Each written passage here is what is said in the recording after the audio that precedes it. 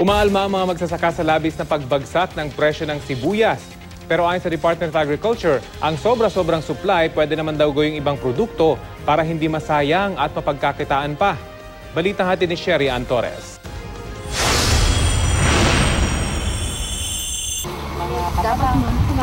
Tambak ang mga sibuyas sa tanimang ito sa Guimba, Nueva Ecija. Anihan na kasi kaya maraming supply.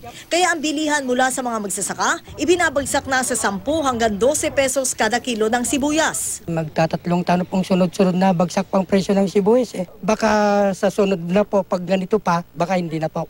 Ayon sa isang ahente, isang hindi pinangalan ng negosyanteng Chinese ang nagmamanipula ng presyo ng sibuyas. Ang modus daw, bibili nila ng mura. Naawa ako sa kanila Naawa ako sa mga planters Sa totoo lang, hindi naman po kami po pwedeng kumuha ng sibuyas as agent habang wala pang order ang mga Chinese. Ramdam din ang bagsak presyo ng sibuyas sa Mega Q-Mart sa Quezon City. Dito sa palengking ito ng Quezon City, ang presyuhan ng sibuyas ngayon nasa 20 pesos kada kilo.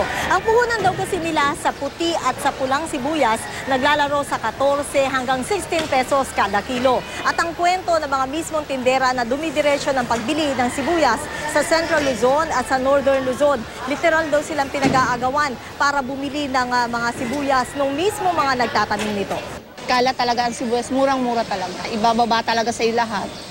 Hanggat sa itawad mo yung presyo, may bibigay sa sobrang dami. Noong isang taon, naglalaro sa 55 pesos hanggang 60 pesos kada kilo ng sibuyas. Ayon sa Department of Agriculture, wala raw dapat ipag-alala sa pagbaba ng presyo ng sibuyas. Inaasahan daw ito dahil panahon ng ani. Sobra man daw ang supply, maaari raw itong gawing onion powder o onion oil. Hindi po natin nakikitaan na dapat magkaroon ito ng alarm. Sana po wag po nating iiwanan po ang onion growing, lalo na po ngayon na andyan naman po ang department, andyan po ang High Value Crops Program para po tulungan ang mga magsasaka.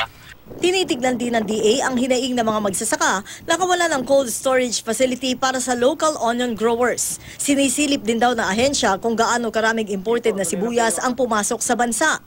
Gayunman, siniguro ng Bureau of Plant Industry, wala na raw inaasahang darating na imported na pulang sibuyas. Tinayak din ang patuloy na pagtugis na ahensya sa mga negosyanteng gumagamit ng dami cooperatives para makapag-angkat ng sibuyas at makapagmanipula ng presyuhan nito.